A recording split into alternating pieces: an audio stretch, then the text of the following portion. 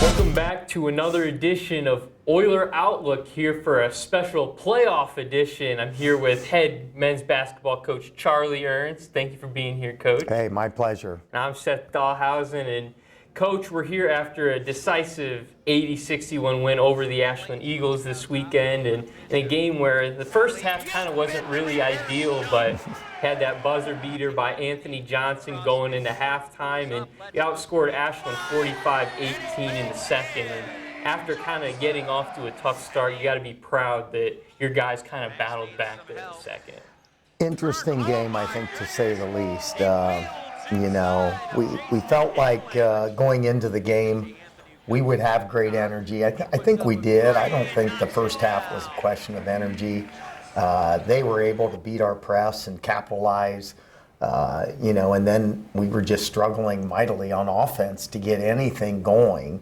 I thought there were times when we weren't moving very well, and I thought there were times when, maybe we missed some shots, and then there were other times we took quick shots. And then you add all those things up, they had us playing on our heels most of the first half. And, as you mentioned, Anthony had a big bucket there to end the first half and give us a little bit of momentum. And, but it's a tale of two halves, right? I mean, there's no awards for winning the first half. And I thought the second half, from the outset, our guys had great energy. We had great commitment. I thought we had a great plan, and our players executed it. For sure, and looking ahead, you'll be heading to Ohio Dominican tomorrow for the quarterfinal matchup, and you split the season series with them in two games that were pretty polar opposites, and with the first being a 106-92 win where both teams shot 55%, and then a frustrating 73-60 road loss. But with two completely different games, how does a coaching staff kind of game plan for this third game? Well, I think, that's the dilemma. If there's a dilemma, is do you want to play this as a fast game or a slow game? And I wouldn't say it's going to be a slow game, but I think that'll be dictated by how aggressive do we want to press them. And, and I think that's always a decision we make as a staff. Dominican is an attacking team. So they're going to want to play at a brisk pace, whether we press or not. I think if we do press, it's going to be a high-scoring affair.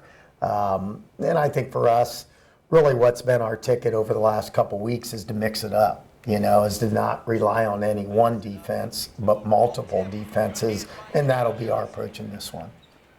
And one constant in both of those games was Derek Goodman, who had 25 and 22 points, and I'm sure he'll be a focus tomorrow. But like you just talked about, Panthers have a few guys who can do a lot of damage offensively. Yeah, no doubt. I mean, this is a veteran team.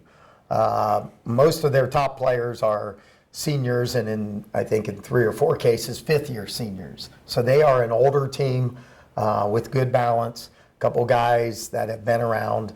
Goodman's actually one of their younger players, but they've got a lot of veterans around him, and I think they understand he's such a dynamic offensive player. They run a lot of things for him. They run a lot of things for Elijah Hinton, but they've got many other capable pieces. I think one of the best things they do on offense is, a lot of teams run what we call quick hitters, which is, one read, one person, and then maybe one secondary read.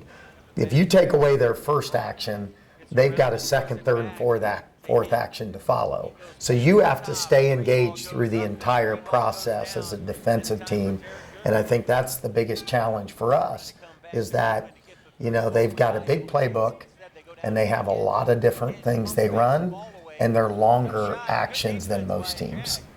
All right, keys to the game. Well, I think really tempo. We have to stay engaged. We're going to mix our defenses up.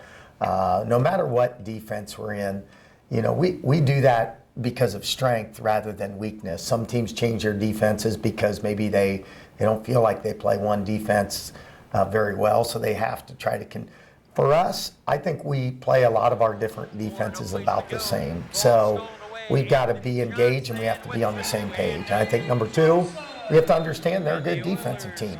So you aren't going to be able to score quick we have to have patience and discipline on offense. And then I think finally, we got to have great team effort, meaning, we got to have 10, 12 guys, however many guys we play. Everyone's got to be at the top of their game. It's now or never. A great opportunity for our guys against a very good team. All right. Well, as always, thank you for sitting down with this, Coach, and good luck tomorrow. All right. Thank you. This has been Oiler Outlook on UFTV.